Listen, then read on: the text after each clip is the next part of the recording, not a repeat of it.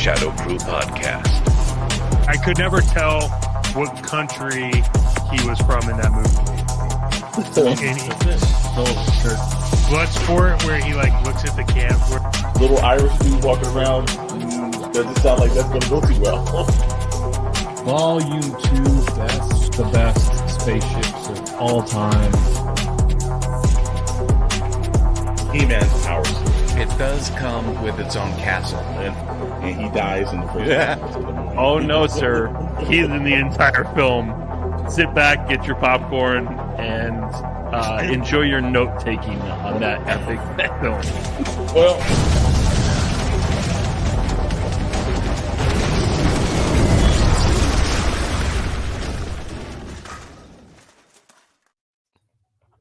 okay. Microphone test 1, 2, 3. We are live. It is no more just dropping video, huh? No, I love it. This is the Shadow Crew podcast, episode number 30. Thanks for tuning in. Please like, subscribe the channel. I am excited for this week because for those of you who have not been following the Shadow Crew podcast, week over week, we have been doing the best of series from Van Damme versus Seagal in a 32 film elimination bracket to Arnold versus Stallone in a 32 elimination bracket. Are you curious who got best film, who won the battles? Check the channel. But tonight is Tom Cruise versus Tom Cruise in 32 films bracket elimination. Oh boy, what a diverse group of films, and he's made some really killer films. So I'm excited to jump into that. Thanks for tuning in. Outside of that, just before we jump into the 32 bracket elimination challenge for Mr. Tom Cruise, there's a lot of other things in the world of entertainment and pop culture, but we'll be talking a little bit about like memorabilia and what is the theme with the popcorn buckets being thematic with these new releases. First, Dune had this crazy bucket, the worm, and now Ghostbusters has this badass popcorn bucket. So we'll talk about that as after the elimination bracket. Walking Dead, it's back. Is it good? Walking Dead apology? Like, we'll talk about that because it may be different than we imagined when we first heard that Rick Grimes was coming back, and a lot of other cool things in channel updates. But without further ado, let us begin. Cruise versus Cruise, the best film, 32 film elimination bracket. Light the fuse.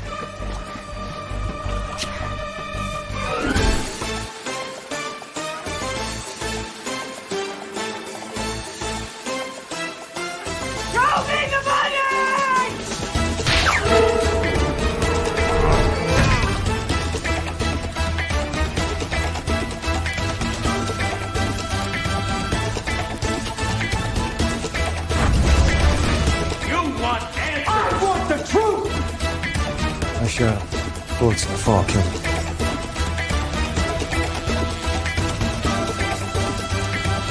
I will not apologize for who I am.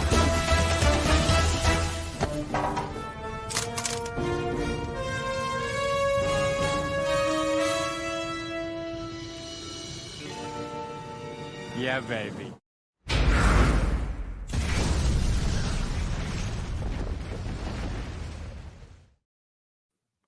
Well, So some amazing editing power by Best cameo ever in Austin Powers, by the way. yes, hands down, best one, hands down. And here's the tough thing is, in my opinion, Tom Cruise is the biggest movie star of all time. In longevity, still making blockbusters, still relevant. I don't think he ever ages. The diversity of films. You could talk about the Arnolds and the Stallones and all that, but in my opinion, Tom Cruise is number one. So in my opinion, it's going to be very difficult. Harrison Ford. Oh, come on. Not even close. Look, Harrison Ford did not go to the anti-age clinic like Tom Well, Cruise that's true. gets his vampire blood from, or wherever he goes, but it's much different than that.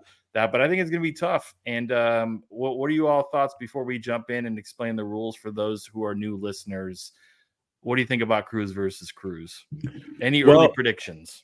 Yeah, well, obviously Tom Cruise. So it's a little bit difficult, but this is the first time we've had an actual star on the show in the elimination bracket that basically has from action to drama to this guy's done it all, and the longevity of him because we've had again the Stallone versus Arnold, and we've had the Jean-Claude Van Damme versus Seagal, and while these guys had their time, Tom Cruise has been able to consecutively keep going all the way up until this last Mission Impossible Dead Reckoning Part 1.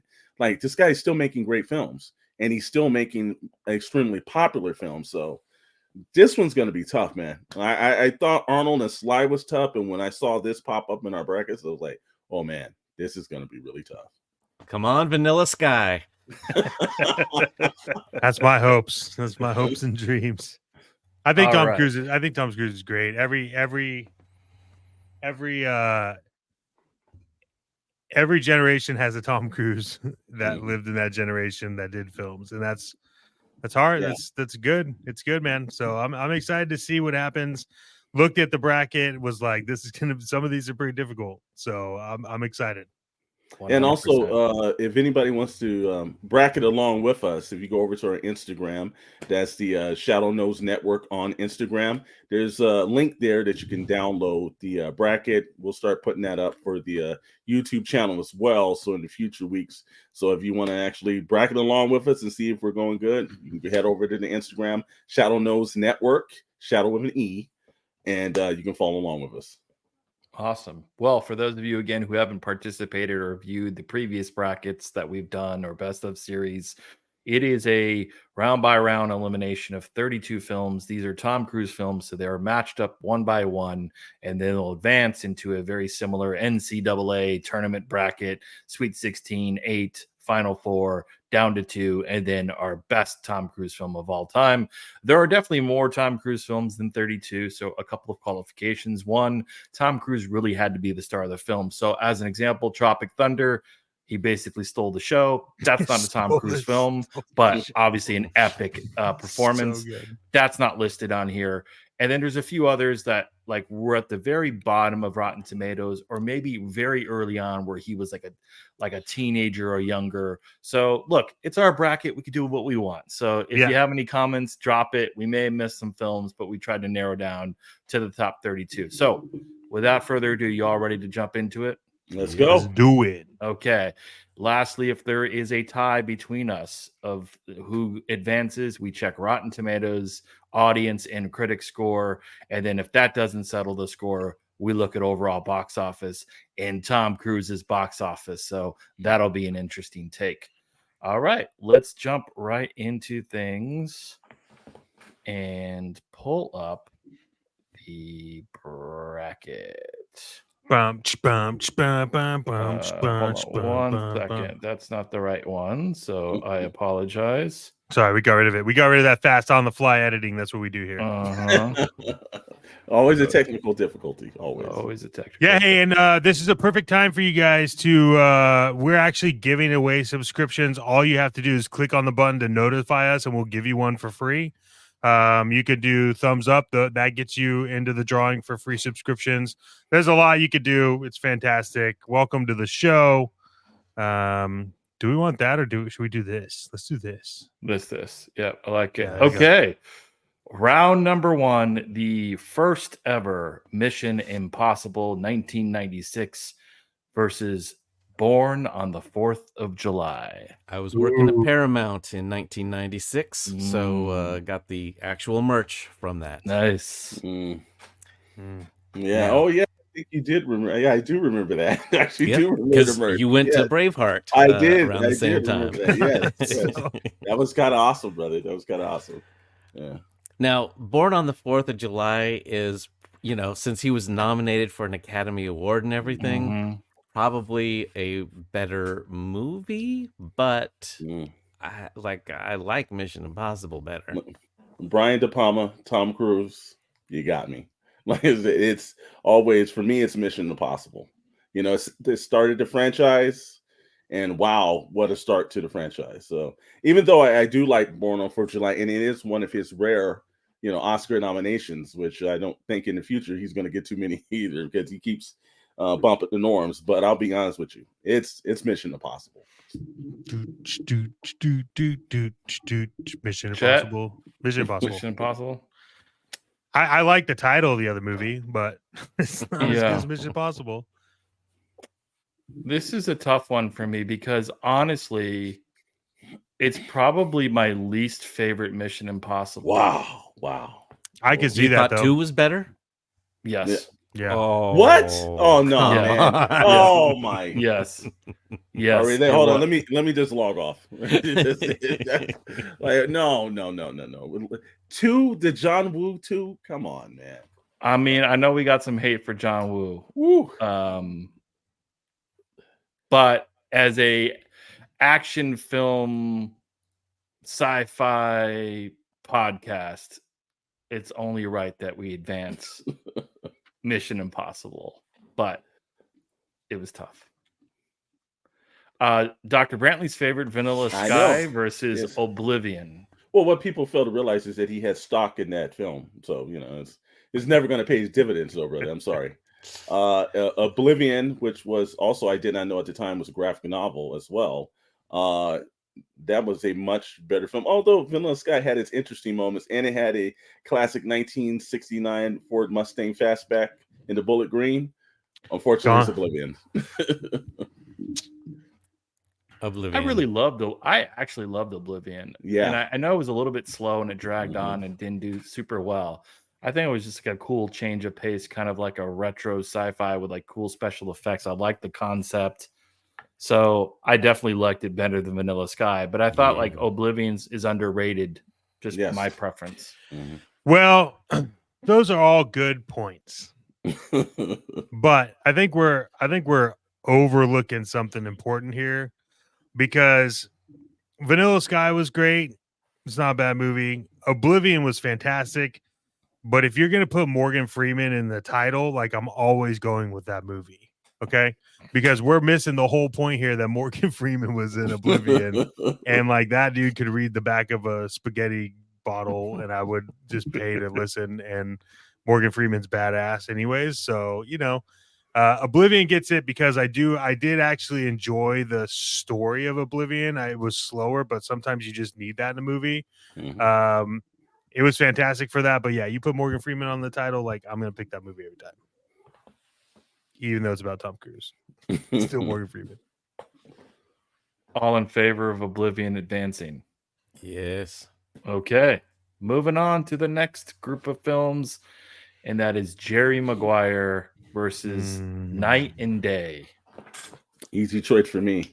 Just show me the money. Show me the money. The money. It's got some of the best. Look, it got Cooper Gooding Jr. Cooper Gooding Jr. You can't say his name. Don't try. Don't try to say his name.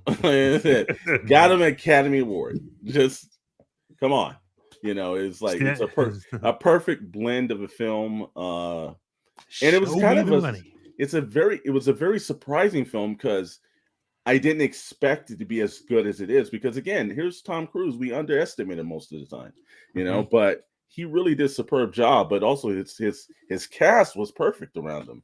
Brilliant film. Yeah. So yeah, Jerry Maguire. You had me at Jerry Maguire. All right. Next up is Risky Business versus The Edge of Tomorrow. I do like me some Risky Business, but damn, The Edge of Tomorrow was pretty good. This is a tough one for me. Yeah, it is. Edge of Tomorrow is one of my favorite Tom Cruise films, and as great and classic as Risky Business is, I think Edge of Tomorrow is just a better film, in my opinion. I'm sure. Like I said again, I'll expect the hate comments to come in for this one. There shouldn't be any. When Edge of Tomorrow is better, it's better. But there's diehard Risky Business fans, but it's the Edge of Tomorrow for me too.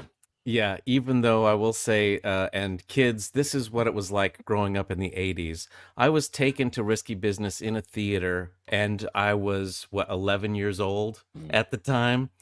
I really liked it. But Edge of Tomorrow is a better movie. I'm sure you did. Hey, but you know what? Emily Blunt being a badass in the film was just as good. Exactly. Yep. So Not okay, as good as- Legend tomorrow. Well, not as quite as good as Yeah. Rebecca De Mornay on that subway, but Next up is Kubrick's Eyes Wide Shut versus Collateral. The first time we've seen Tom Cruise play a bad guy in a motion picture. Yeah.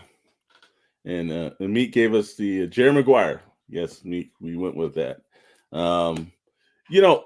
Again, being one of Stanley Kubrick's films, it was oddly weird. I will give him credit for that because he has a great job of decisiveness. But, Michael Mann and Collateral, like Tom Cruise, really, again, when you expect him not to pull it out the box, my man does, man. That's probably one of the best villains on the screen, and he does it absolutely cold-blooded, but also Michael Mann's whole direction with that as well. It's Collateral.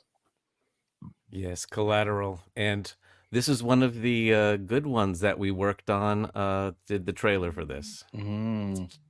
Yeah. And I think Jamie Foxx did a phenomenal job in this Yes, movie. he did. Yes. Yeah, Mhm, yeah. mhm. But the pacing, the cinematography is very Michael Mann-esque. So, yep, that advances. Next up, The Color of Money and Top Gun Maverick, the movie that may have saved Hollywood. It did, actually. It did. Love The Color of Money. I know it's a sequel, but Top Gun Maverick was a better film. Maverick.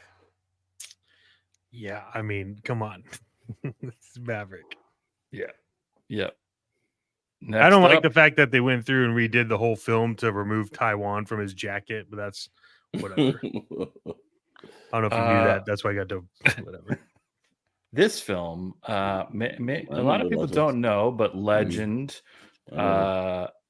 epic villain in this, played by Tim Curry, Ridley Scott, So good. early Tom Cruise film, and then MI3.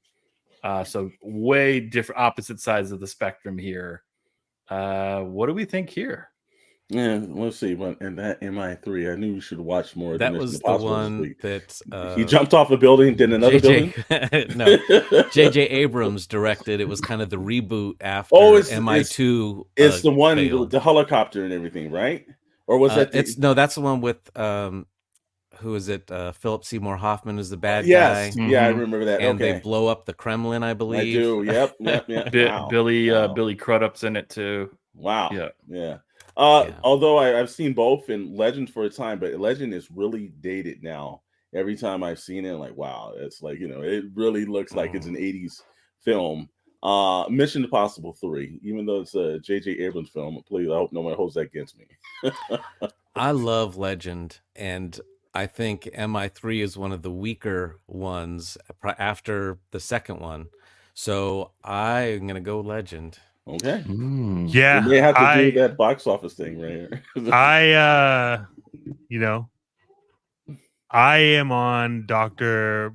Brantley's side. Okay. And it's because it's an early Tom Cruise film. Mm-hmm. But the cast for Legend was fantastic. And it was all complimented really well. And Tim Curry, I'm a long time fan of Tim Curry. It's fantastic. And in MI3, I'm there too. It's not strong. MI2 was great, but MI3 was just kind of like, ugh, we're trying to figure it out right now. So you guys had a John Woo connection. Ooh. And some of that, the makeup in Legend, some of the best, still better than a lot of things today. The practical, I mean, Tim Curry's performance, it's almost like it's a Tom Cruise film, but it's a Tim Curry film. Like in my opinion, Tim Curry did in Legend what Tom Cruise did in Tropic Thunder. Yeah. I'm gonna go with Legend. Okay. MI3 was good, but I think overall Legend advanced 3-1. Valkyrie versus The Firm. So this is a very hard one for me, and I would like to go last. Well, it's not going to be very hard for me, and that is, I think, The Firm, in my opinion, is one of Tom Cruise's best films. And Valkyrie's decent, but Tom Cruise cannot do a German accent, so that kind of ruined the film. The man. If it could have been done a little bit more authentically, I think I would have enjoyed it more. But The Firm, come on, man, Gene Hackman, Sidney Pollack, great film. So I'm going with The Firm. There's two things that Tom Cruise can't do. Can't do a German accent. We definitely know that. And he can't fight mummies. At all. It's The Firm. Easy, The Firm. Yeah, The Firm. Saw it in the theater. Absolutely loved it. Were you 11? I was not. It came out much later. It's probably one of the best John Grisham adaptations in movies too. So, all right, Chad. Well, You're outnumbered anyway, but feel free to chime in on Valkyrie. I'm outnumbered, but your opening comments on the German accent, I was like, no, it's The Firm. There is. Yeah, it was. Yeah, they should. It's almost like they should have put like Michael Fassbender in that role, and the film would have been better. You know, like I don't know. Okay, The Firm, and now we are down. All right. To the next round, and this is the Tom Cruise original Mission Impossible versus Oblivion. Wow, I knew we were going to get to one that was going to be a hard pass on this. So, that is kind of tough, man. I'm gonna say, although I like the first Tom Cruise, I know it sets off Mission Impossible, sets off the entire franchise without that alone. Yeah, I'm gonna say Mission Impossible. I was gonna go Oblivion, but you know what? Without Mission Impossible 1, you don't have anything. Yeah, Meeks, you need to check it out. It's Oblivion. It's good. Movie. It is good. A lot of people didn't see that film. That's why I think like it's under the radar. Yeah, I gotta go with Mission Impossible just because it was at a time when they were taking these old TV shows and turning them into movies, but most of them were terrible adaptations. This is one of the better ones. I also remember Dr. Brentley was working for this former company, and they had paid Rob Liefeld to do the most obscene Mission Impossible cover to a comic book I've ever seen. Next to the Captain America chest, this was equally as stupid. So that goes right down there. Yeah, it's Mission Impossible. Okay, Mission Impossible advances. The hat stays on. Jerry Maguire versus Edge of Tomorrow. Ooh, this is a brutal one. Yeah, no, this one is. They're both equally good movies. No, I got mine. You know what? I'm gonna say, while I like Jerry Maguire, Edge of Tomorrow really did the repeat, rinse, and do again better than I've seen most of it. And there's been normal movies that we've seen this several times. Yep. And I just think Edge of Tomorrow just does it well. It does it way better than the Tomorrow Story and a bunch of other things. So yeah, Edge of Tomorrow did it so well that they made a movie called Looper, and it wasn't even done as well. Yeah, no, it's Edge of Tomorrow for me. Yeah, I think Edge of Tomorrow. Yeah, I'm on Edge of Tomorrow.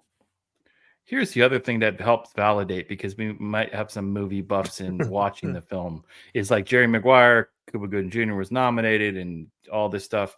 Edge of Tomorrow, Rotten Tomatoes score was 91%. Jerry Maguire is 84%. So even the critics and audience aligns that was a better film. Plus, we like action movies, so it's tough. But Edge of Tomorrow advances. Sorry, Collateral versus Maverick. I'm gonna go with Maverick on this one. As good as Collateral was, Maverick is just it really did, besides saving Hollywood, it was something that actually made you feel in a movie theater and get excited again. Well, as much as Mr. Dr. Brentley's feelings is amongst this and everything, I've never gotten any of the Maverick films and everything, probably because I just don't give a shit about Navy pilots. It's one of those aspects where I don't get it. And it just never, the first film never really kind of got into it. That was just before I know he did the Days of Thunder kind of scenario. And it was kind of like, a little bit of the Jerry Bruckheimer films. And I've never got it. I think it's a good movie. I just don't get the whole phenomena thing on it. But I think his acting was far better in Collateral. So I know I'm going to get outnumbered by this, but I loved his performance in Collateral. You do not feel the need for speed. I get I it. just I never did, man. It's just I don't get it the aspect, even through the nostalgia factor. I've seen it several times. I've seen Maverick a couple times. They're good movies. I just don't get the whole the nostalgic feeling from it, you know. I'm gonna go with you, Mr. Storm. I like Collateral better, and I know that that's anti against Rotten Tomatoes and Saving Hollywood, but I think Collateral was the first time we ever saw Tom Cruise as a bad guy. I'm a Michael Mann fan. Mm-hmm. I think the ending was really great. The music, the style. I think Top Gun Maverick was your, popcorn movie, and I think it was good, but I think it came at a time when it was the first, and after COVID. I wonder if it came out during, non-COVID periods, if it would have been regarded the same. Maybe so, but I've got to go with Collateral on this one. Might get hate, but I side with you, Mr. Storm. Meek says Maverick. Nah, man. We gotta go to the web for this because well, it's clear. I don't have to go to the web. We know who made more money and got higher. Oh, obviously. So if you're saying Top Gun Mav, it's going to Mav. What's the critic score though? Let's do it on that. I don't think Collateral not even close. Yeah. Collateral got 86%, but Maverick is 96%. It's like one of his best ever rated films. But again, I often think like anybody associated with Hollywood knew the impact that film made, and if it came out today, would people feel the same? I don't know, but it is what it is. It's a good film. So, Chad, if you're saying Top Gun Maverick, Rotten Tomatoes and money speaks for itself. It advances. I am saying Top Gun. Take my breath away. Okay, take my breath away. Top Gun was one of the first. Top Gun was one of the first films I went and saw with my dad, and then my dad used to kick my ass on the NES game all the time because he knew how to just make the plane loop behind me, and then he'd shoot me down. So, yeah. All right, the Legend versus The Firm. The Firm for me, man. As much as I love Legend, The Firm is a better movie. Mm-hmm. I agree. Firm is way better. Okay. Ugh. This one, Edge of Tomorrow gets the edge. In my opinion. Yeah, 100%. Season one. Okay. Yeah. I mean, do you think? I don't want to take us off track. Do you think with this deal with Warner Brothers, he's going to make a sequel to this? I hope he does. Yeah, they've been trying for a long time. It's just getting, they're not going to do it until they get the script right, and this has got to be one of the hardest scripts to write because everything has to make sense with everything that came in the other movie, much less in the own movie. It's going to be going back and forth. So yeah, there's a lot of times where I know, like for Dr. Brent and I being screenwriters, every now and then you'll see a film and like, man, I wish I wrote that. Edge of Tomorrow, I want nothing to do with. It's like because that is a logistic and a story nightmare. And I was like, oh no, man, that was hands down to him probably one of the best written scripts that I've seen in the sci-fi, but I would not want to tackle that. I can tell you that. And as toy fans, could NECA please make Edge of Tomorrow figures? Why? Why haven't they done that? I know. I think a sequel will make it a franchise. Well, also you've got to ask, how come Tom Cruise really doesn't have he doesn't that many action figures? No, he doesn't. He doesn't. It's got to be his. Yeah, it's his. He doesn't allow. He doesn't. Yeah, he doesn't allow his likeness at all. But in that vein too, if you slide over to Ramen Toys and you want something if you slide has over there. a pilot that probably not associated with an 80s film, you can get yourself a Tom Cruise or maybe or a Cruise Tom figure. If you're all interested in that, check out Toy Box Chronicles to more in-depth toy stuff, and maybe next episode you all can talk about the Aces of Aviation, the knockoff, the KO Maverick. Okay, he's afraid of voodoo dolls. Man, this one sucks. I don't know what to do. So. Wow. The Firm for me. Really? Yeah. Why the Firm over Maverick?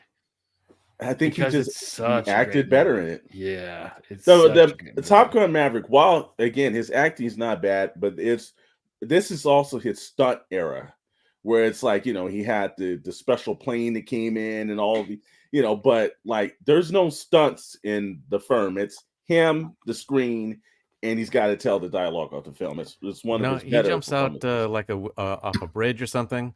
He does a couple of stunts. They might But not have let him do that in that movie at that time. But I Yeah. noticed that Maverick, he's actually in a fighter jet and obviously somebody behind him, but still, it's his stunt era. But I think acting wise, and also watching Top Gun Maverick, his acting was good, but not Firm well. He's really putting on a different layer in Firm. Well, yeah, I mean, that movie at the end just ratchets up the tension more and more and more, and it gets unbearable, but so good. I think I might have to go with The Firm. Yeah, just from an acting perspective, like that's The Firm is Cruise Prime if he was a Transformer. Yeah. Yeah. Well, It's just true. look at the poster. Look at the intensity in the poster. You're like, wow. Yeah. That was pre-Scientology. Oh, I think he's been in Scientology when he was born. I don't know. I don't pay close attention. The Firm advances, and then we are down to the final two for this side of the bracket. If you're enjoying, as Chet Maddox says, the likes are free, the subscriptions are free. Follow the channel, support the show. If you like what you're hearing or listening to, it helps the channel grow. What do we think here? Edge of Tomorrow or The Firm? The winner of the left side of the Tom Cruise bracket. I don't know. The Edge of Tomorrow is better than Maverick, so I think I have to go with The Firm. Oh. Well, like I said, his acting's not bad in the Edge of Tomorrow either, but that story is just really phenomenal. And I've got to give it to the Edge of Tomorrow because it just, again, he does that genre better than I've ever seen anyone else do that sort of film. And we've seen that film dozens of times, and it's the most complicated ending, especially how it keeps us back and back and back. It's like, wow, it pulls you every which way. Although you're right, they do ratchet up that information in The Firm, but Edge of Tomorrow is like, it's one of the few, and we've seen a bunch of these science fiction films that have the same premise and horribly screw it up. So Edge of Tomorrow for me.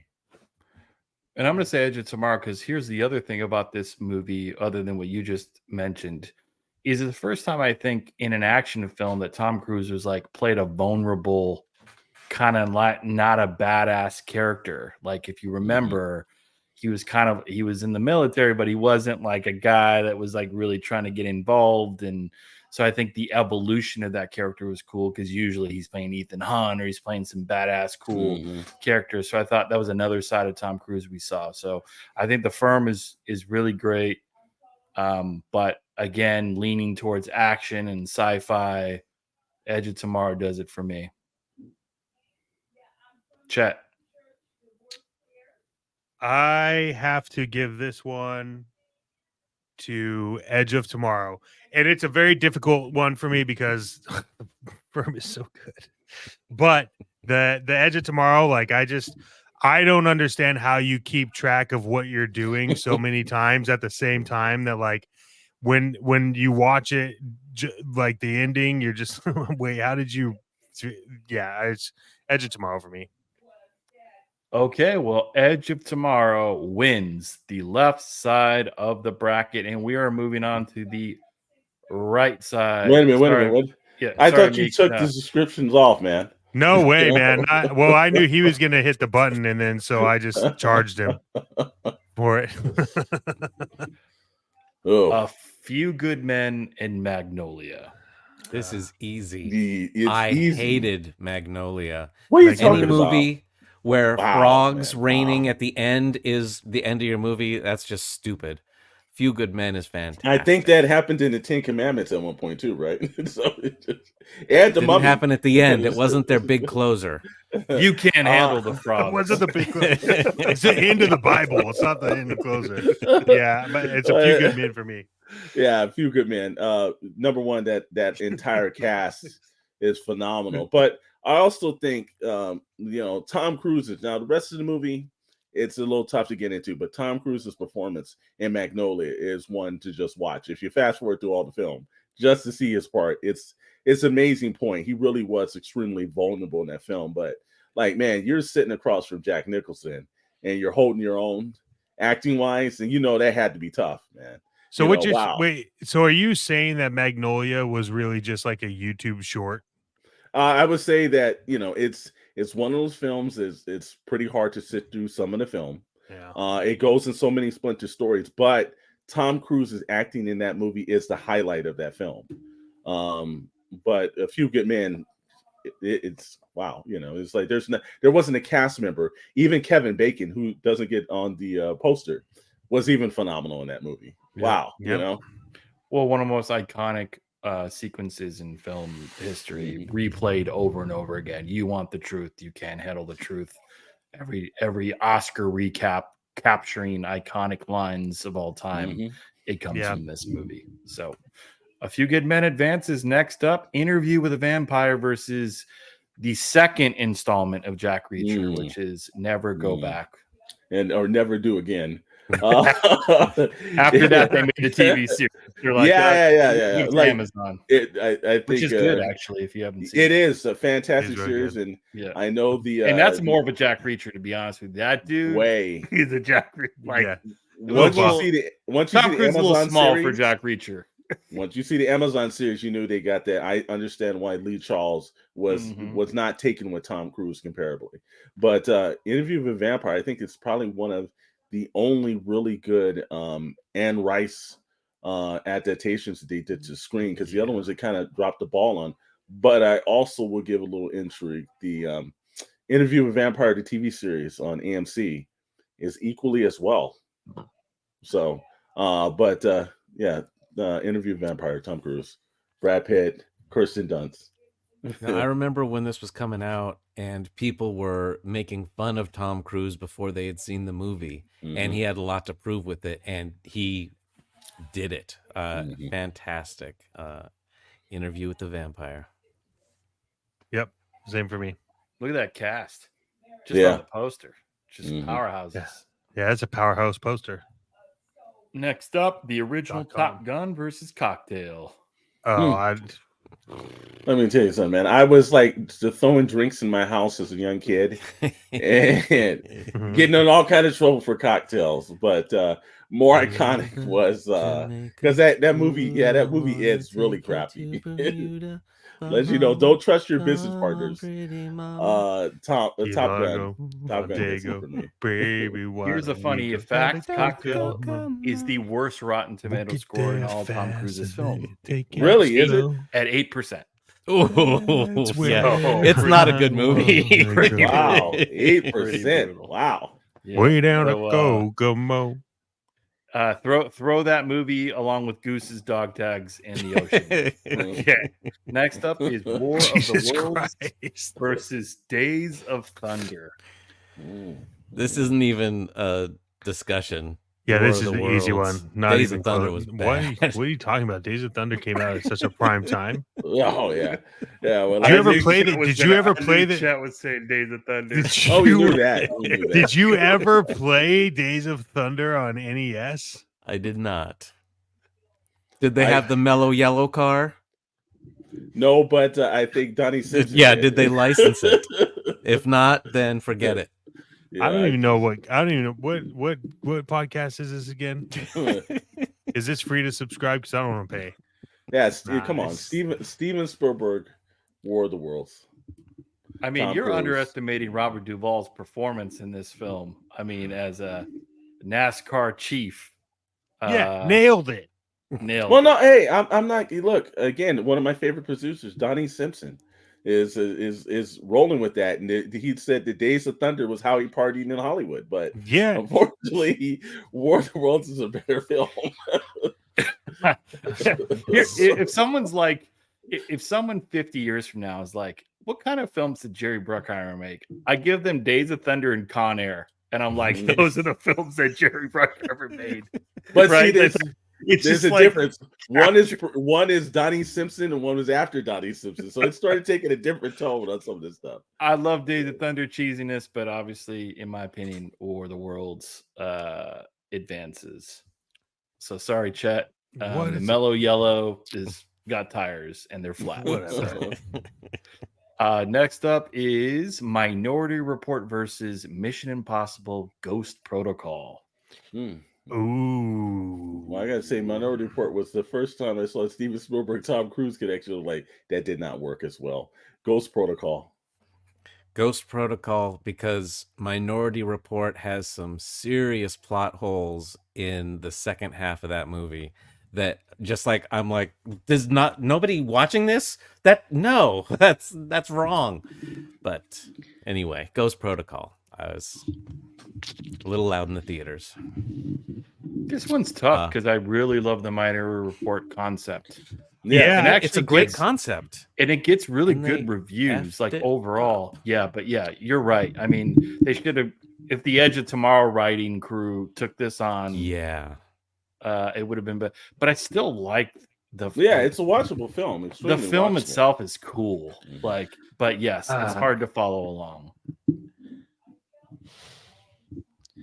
Yeah, I mean, I'm gonna go with Ghost Protocol, but like the Minority Report, as someone who's not like a screenwriter or like involved in that side, I don't really watch Minority Report from it. But however, about the plot hole problems in Minority Report, watching it as someone that's not a writer, I picked up on those really quick. Right when the second half of the movie picks up, I'm like, what are we actually like? What movie is this now? Like, where are we at here now? Like, so Ghost Protocol though, by far is one of the best Mission Impossible. Oh, easy. Yes. Yeah. Like, And by far. Tom Jeremy Cruise Renner? in a hoodie, making a little Shadow Crew podcast logo there.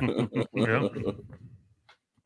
Okay, next up is All the Right Moves, a super throwback, a young Tom Cruise football movie, and Rogue Nation. This one's super clear for me. Yeah, it's Rogue Nation, but I loved All the Right Moves. did Craig T. too. Nelson is a fantastic coach. That's probably why he got the job being coach Coach, on the yeah. TV show. Yeah, It was it's just like it's this was the era where he started to like it was the stunts and all the other stuff that started wrapping up, and like he started amping it up. I think with Ghost Protocol, Rogue Nation, it just started becoming one where he had to outtop himself every time he did it. But I think Rogue Nation is one of the better. Of course, like Dr. Bentley and I've said this about all the Mission Impossible movies, they still pretty much have the same plot.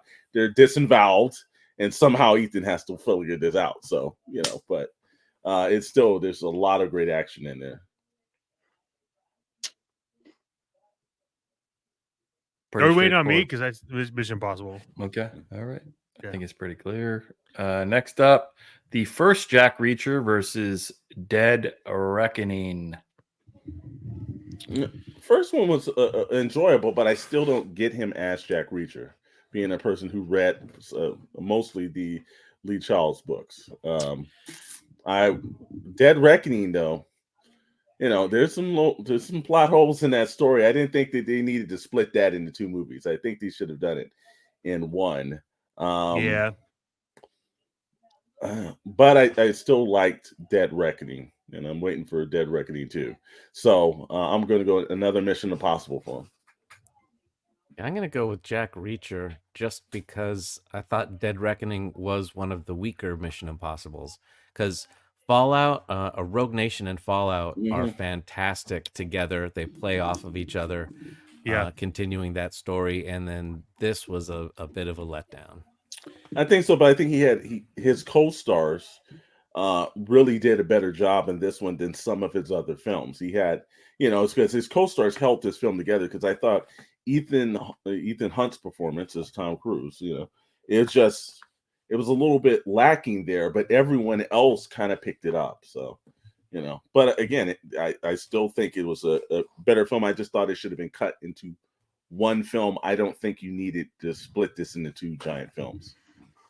Yeah, I've never read a Jack Reacher book or anything. Like, I kind of heard about it. I went in to watch Jack Reacher just to watch some kind of action film.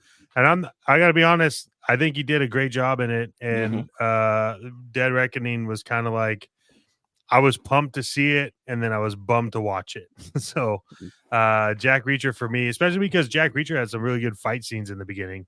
Yes. And how he's building up who he is and fight, like it was good. It was a great. If I'm gonna sit and watch popcorn while I'm watching a movie, or eat popcorn while I'm watching a movie, it's definitely gonna be on Jack Reacher. I think what kills Reacher for me is, again, this is just comes after you've seen everything. Once I saw the Amazon series, I just cannot believe the movie anymore, because Tom Cruise is, again, he's not a very tall dude, but he's extremely small when you start watching the Amazon series. You're like, wow, now I understand what the books and the entire thing, you can get the visualization with it. So that's the only thing that kills me about Jack Reacher. It's, for me now, it is a disappointment. Yeah, I get that. I agree with you too. I can't watch it the same anymore. So I actually enjoyed Dead Reckoning. I thought it was one of the better Mission Impossible films. So I'm going to go with Mission Impossible. Are we at a tiebreaker? Yep. Okay. So let's look at Rotten Tomatoes. Mission Impossible Dead Reckoning Part 1 is 96%. Oh, well. And wow, it's 96? Well, I didn't expect that. Wow. And Jack Reacher is 63%. Sounds like we have a clear winner there. Mission Impossible it is. Okay. Wow, 96, huh? 96, yeah.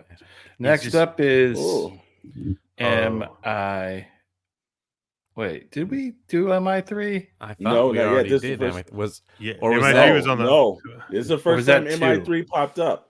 No, we did MI3. MI2. So I think this was supposed to be my fault. This is MI2 versus Fallout. I think it's clear anyway, because Fallout, in my opinion, is the best Mission Impossible. Yes. So absolutely, hands down. Yeah, yeah, Fallout. I mean, partly because Superman's such a badass character. With that freaking sweet VFX mustache. Please make him James Bond. Okay, Fallout. It's pretty straightforward. Okay, now we're down to the next round. A Few Good Men versus Interview with the Vampire. This may be an easy round. I'm going to go Few Good Men. Few Good Men. Yeah. You can't handle the vampires. Yep, that's true. And Top Gun versus War of the Worlds. Top Gun. Mine's Top Gun. I'm going to agree with Mr. Maddox. Top Gun. Top Gun. Top Gun. Come on, Iceman. You know what I mean? Come on. Top Gun. Top Gun is classic, man. I was young when I saw that, and all I'm saying is when the blue scene comes on, it was cool. It's a tough one. I like Rogue Nation much better than Ghost Protocol. Yeah. I just thought the story was a lot better, and the action was better too. I was just gonna say that I felt like it was filmed a little bit better. The action was definitely more action strung throughout the entire movie versus big chunks at once. Yeah, I'll go Rogue Nation as well. Okay. And Dead Reckoning versus Fallout. I'm gonna say Fallout. No, Fallout. Yeah, it's Fallout. Okay. And now to the final four of the bracket, the right side, Few Good Men versus Top Gun. It's America versus America right here. Yeah. I don't know. It's America versus America. Yeah, you got the Air Force and the Navy, or actually, was he in the Navy? Actually, no, it's Air Force versus the Navy. Air Force and Navy, yeah. Yeah, A Few Good Men. Like, wow. I got a feeling. I think go I know with the how Air this Force. is. Yeah, mine's Top Gun. Like, honestly. Oh, jeez. So A Few Good Men is a better film, but if Top Gun is on, Top Gun is watched all the time, 1000%. Also, they did make A Few Good Men Nintendo game, so they do kick you out of the country if you do change the channel when Top Gun is on. It's very yeah. You gotta. It's like the national. You gotta stand up and for the opening credits of Top Gun, and then sit down. A healthy balance of cheesiness and good. and it's Can we? We're talking about Tom Cruise really quick. Can we talk about how much Val Kilmer killed it in that movie? yeah. I Like- mean, iconic. Yep. Come on. Yep. Okay. So sorry, Mr. Storm. Top Gun advances to the final two, and now we have Rogue Nation versus Fallout. I still think Fallout is the best Mission Impossible film, in my opinion. I got to go with Fallout. Yeah. Yeah. Fallout. Probably the coolest poster too. Yeah, it is. Yeah. Looks like one of those really like $3 Like shirts almost you get at the swap meet. James Bondish almost, you know. Mhm. That's that kinda, which is what it should feel like. yeah. And the final two on the right side of the bracket. Well, we know how this is gonna go. We're gonna go Top Gun. Yeah, correct. Okay, we're gonna get shit. Okay, Yeah. because here's the thing: It's like Fallout is the we get highest shit every rated. time. Well, Fallout is the highest rated Tom Cruise film ever on Rotten Mhm. Tomatoes at 97%. Okay. And if you break that down of critics and viewers, it's 97% critics, 88% audience. All right. Top Gun, I'd have to scroll down a bit to see, is 57%. Doesn't matter. But it's 57% critics and 83% audience. So Fallout still is better audience wise. So the critics just hate Top Gun. Like all these classic cheesy 80s, they don't like.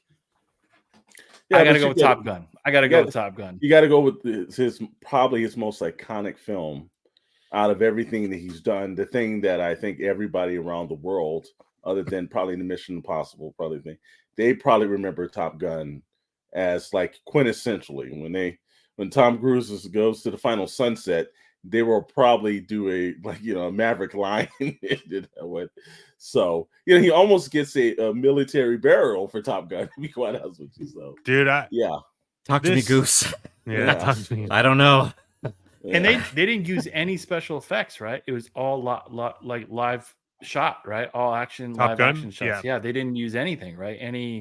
Well, this is before CGI, really. Before So, CGI. But I mean, not even they used models Did to they? do the airplane stuff. Yeah. Oh, okay. and they real did. ones. Okay. Yeah. I wasn't sure if they used practical effects or anything like that, but it sounds like they may have done that. But you can't tell. Like it's Right. most of the action sequences are like live shot. Like that's what made it really cool too, because you see some, cheesy model planes flying around the sky. I don't think it's as believable.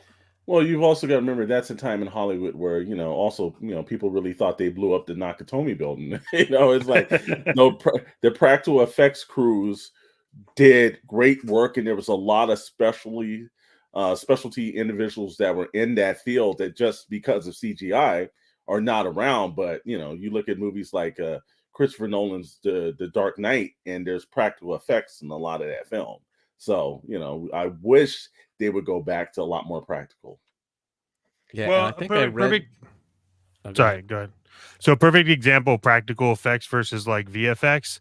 I say this every time. I know that probably still didn't hold up, but if you go to like Teenage Mutant Ninja Turtles live action #1 and you look at those turtles, if you still had the Jim Henson Turtles and the Jim Henson Studios doing them, you could literally put those costumes into the newer turtles and it would have been more believable. Yeah.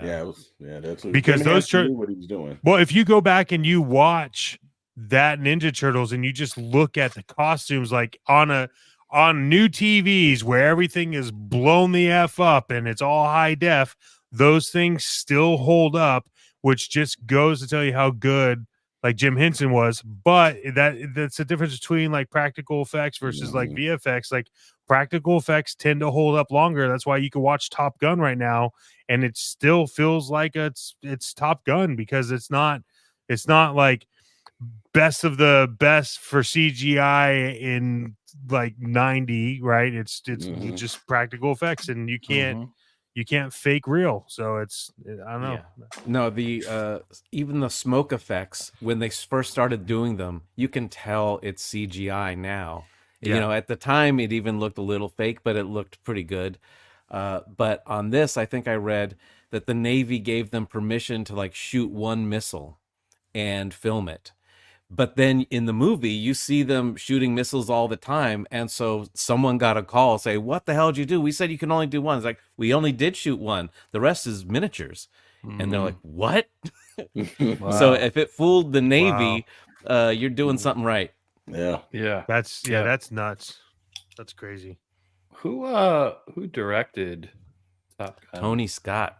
Tony Scott. Wow, what a legend. Him Rest in and peace. Wrigley, wow, have done some great movies in Hollywood. Yeah. Rest in peace, Tony Scott. Some really great action. Okay. Well, we're down to the final two of the Cruise versus Cruise Elimination Bracket Challenge, the best Tom Cruise film of the Shadow Crew podcast opinion, Edge of Tomorrow versus Top Gun. Well, I give it credit. Other than maybe, I think you could probably do a three-way tie between The Few Good Men. These are probably three of his better and best films, and I think that it shows a great range of acting between all of them. But more iconic, more on the top of the list, it's Top Gun over Edge of Tomorrow. Top Gun.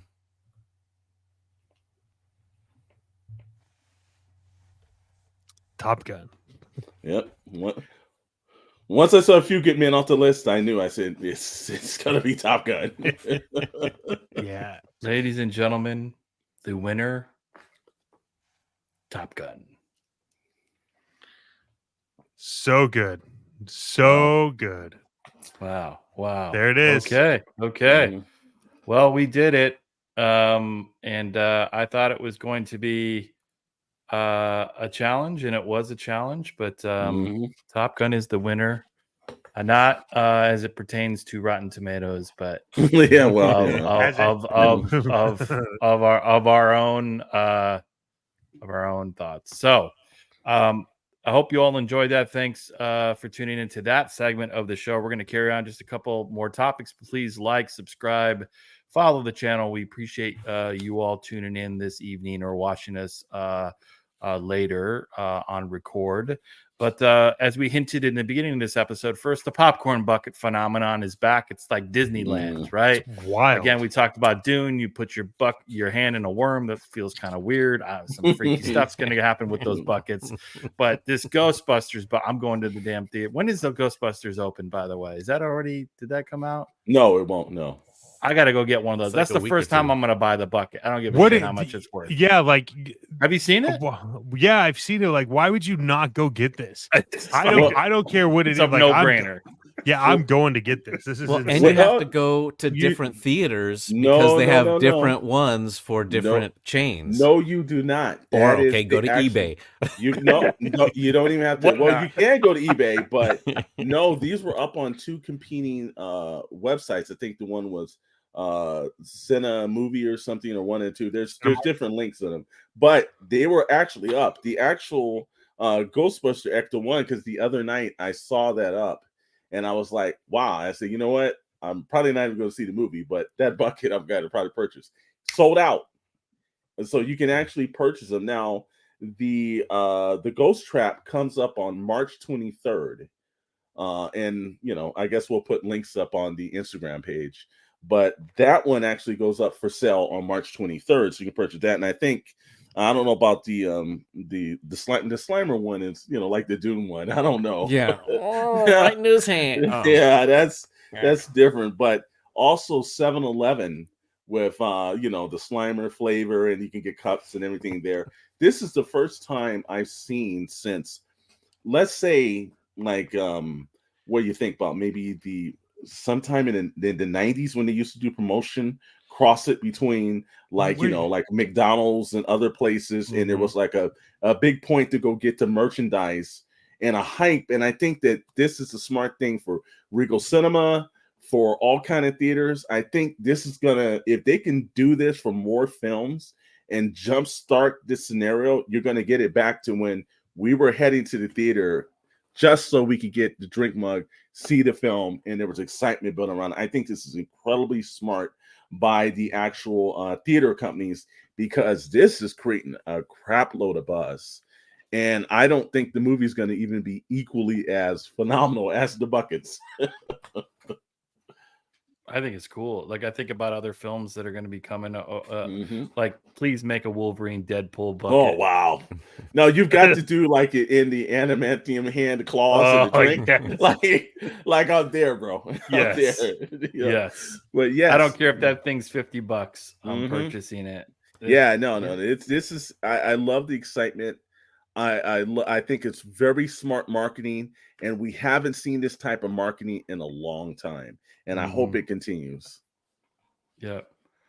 I mean, Now, Was no one able Godzilla to get? versus Kong. Can we also get something special? Let's just do it every damn blockbuster film. That I'm shit's ready Was for it. so wait? So was no one able to get this Ecto One? Well, the Ecto popcorn One bucket? right now they're saying it's sold out, but now obviously there's like we'll give it. There's always a flipper out there somewhere that's actually put that up online. I've seen it going for like $60 to $90 to $100 right Oh, now, Chet will find it. and Chet will find. it's 34.90. It's 34.99 when it was up. So that went extremely quick. so I Within have to like I pay think 2 or 3 hours. $40 for a bucket of popcorn that should cost about $5, but they charge like 10 or No, 15 anyway. I don't know if you can get this in the theater because they had it online before the movie has even opened. It So I might don't be know if from the you first one uh um I don't think it because they was because did I do. didn't see Okay. this in the first film. But you gotta imagine, like I don't know if it doesn't say like if you buy this and you take it to like an I guess a Cinemark theater or like a Regal or whatever. If they give you like the bucket of popcorn since But you they ain't bought gonna it, give you a bucket of I don't popcorn. know, so because for $34, like put it here, take my card, put it in there. I don't know if they're going to do that with everything that's happened over the last 3 or 4 years, but it's interesting, man. Have you seen the Slimer stuff they're doing? I have seen it, yes. I haven't seen all the Slimer Wait a stuff. minute. They, Hold they're on. doing, I got to share my screen. I'm sorry. but I We're want to gonna do know a- if they're bringing. We're gonna do a live. Ecto Cooler back. Okay, look at this.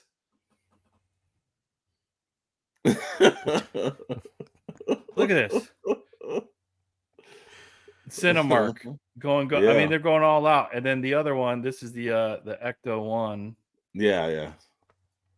I mean, this is some next level stuff. It is incredibly intelligent too, man. Jeez. Okay. Mhm. Wow. Yeah. Now, the one thing I will say, I saw that the Ghost Trap version has lights and sounds. Yes. Which people are going to be playing that during the movie, and it's going to be annoying as hell. I might need Well, one of here's you the guys to thing, get though. one of these cups for me though, because I don't have 7-Eleven out here. A lot of people Wait a minute, don't there's no know. 7-Eleven out there? Wow. Look, a lot of people don't know if you don't go to movies regularly, it costs you $35 anyway for a bucket of popcorn. So you might as well just get, a collectible with it. So Yeah. I don't know if you've Yeah. been recently, but that's how much it costs. So on to our final topic of the evening, and that is The Walking Dead. We talked about it returning. Is it desperate? How many more seasons? Rick Grimes, he's back. He decided to leave. Obviously, Hollywood did not open. There was no more doors open for Rick Grimes, so he entered back through The Walking Dead. But what's your take on this? It's actually getting decent reviews, much different than other Walking Dead newer series. So, what's your take on Mr. Grimes and The Walking Dead newest installment? I'll be honest with you. I, in no way, shape, or form, after I think I've watched, I usually give most of them like a one episode. I didn't think The World Beyond was extremely good. I thought it was extremely poor, and I'm glad they ended that quick. I Fear the Walking Dead, the first couple of seasons was really good, and then they brought these bonehead showrunners that destroyed the series.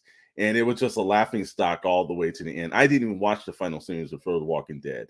I had no interest in watching Daryl Dixon because it's like I've just seen this character. Who cares? And same thing with like The Walking Dead, Dead City with Negan and rest. I'm like, Negan should have been dead years ago, and how that hasn't happened. And I think he's a great actor. I just don't think the character works. So I was not even going to watch the ones who lived. But like I was, in the middle of the night writing, and we're just knocking things out. I was like, let me put something on in the background. I will say this, and I should have had our editor cue up the sympathetic violin music, but I'd like to issue my apologies to the Walking Dead franchise. I know we over the Shadow Crew podcast, we've taken a lot of dumping on these movies. We've laughed and said the show stuck and the show writers and everything. This was the first time that I thought it was relevant, and both episodes were way better than I expected. There you go. So Best I have. Sky Grimble, it's like all the people over at AMC, when we said that you had a 20-year plan, we thought you were joking, but you did. Mr. Storm of the Shadow Crew podcast would like to issue his apology. And with a good beat, DJ, kick it in. It's not Doctor anymore. It's DJ Brandon. All right. But it's worth the watch. It's the first time in a long time I was like, wow, the characters made sense. Both episodes, there's a surprise in both episodes, and it is generally heart-tugging on some of it. They made you care about The Walking Dead again. Good job, guys. Nice. Well, that takes a big man to admit when he's wrong, and we appreciate Mr. Storm. Yep. Before we get to the final conclusion of the show and talk a little bit about what's coming in the content and always thank our sponsor, I wanted to turn it off to Dr. Brantley for one thing to share with the group. Yes, there is a special little presentation. Mr. Storm brought this to my attention this week, and just take a look. We have the capability to make the world's first bionic man. Steve Austin will be that man. Better, stronger, faster.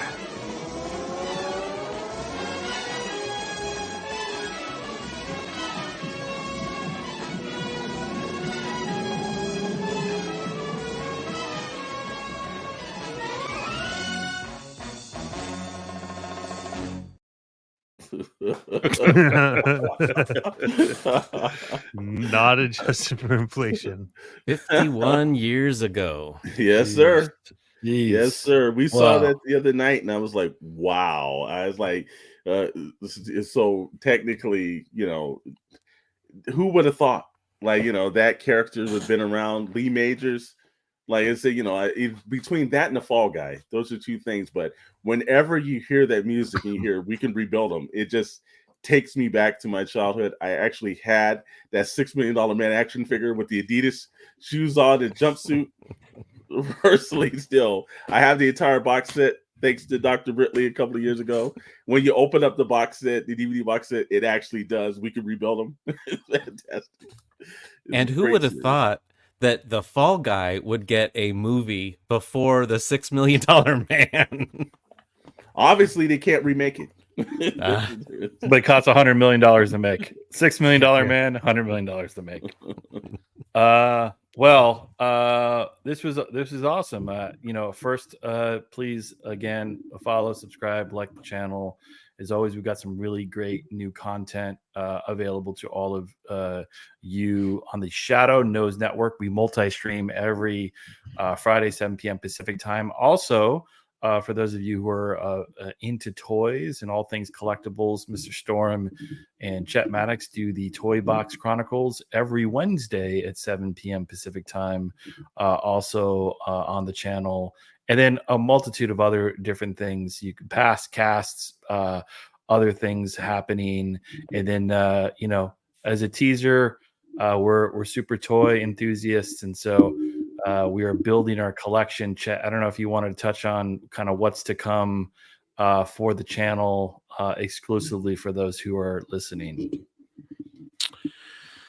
Well, I think we may have mentioned this in Toy Box Chronicles. We are doing a segment of what not, why not? Because for those of you that didn't hear on our last one, we are actually going to be starting our own Whatnot store with memorabilia of all kinds, toys, comics, anything like that. Also, a surprise that I don't know if we announce it now or if we announce it next week. No time like the better, brother. No time like the better. Yeah, we want to thank our we have an anonymous sponsor who is deciding whether or not they want to be mentioned or not, and we're excited about that. And it's kind of forced us into the idea of possibly opening it up for anyone else that wants to support the cast. But we do send our greatest thank yous to the sponsor that is actually like contributing to the cast now. It's fantastic. I think it's I think it's good. I'm excited about it. Awesome. Well, I'm excited as well. And before we depart, obviously, we thank our other sponsor, Mr. Storm, as always. Obviously. Well, number one, we have a Shadow's newest toy hunt video is at our actual sponsor Nice. shop this week, and it's getting very good results. Toys versus games. If you're in Wilmington, California, and again, this is a thing we talked about on Toy Box Chronicles. We'll talk about it here. We want to make great shout outs to the mom and pop stores because this is what keeps the industry going. It's not just the big box stores. And you have Tony, who's a very knowledgeable owner. You can go in there and do trades. He has just a great personality. He's friendly, always inviting. It's a place that you just want to continue to come into. And those are the shops that we want to spotlight as well. So Thank you again. Toys versus Games. You can find them on Instagram at Toys versus VS Games. Tell them that the Shadow Crew sent you. They'll probably take care of you. Amazing. Yeah. Also on that, as we're closing it out, we have a name change coming, which will start on April 5th. A little bit of a background story. We started this podcast. We thought, hey, this would be fun, and then we realized that it was a lot of fun, and so the Shadow Crew podcast was just a placeholder while we decided to settle into something new. Chris, do you want to explain the name? Should we reveal it? Did we even reveal it, or are we saving we it? did last Yeah, time. we don't we know. did. We revealed it last week. Okay, it is Yeah. it is none other than Pixels, Plastic, and Ink.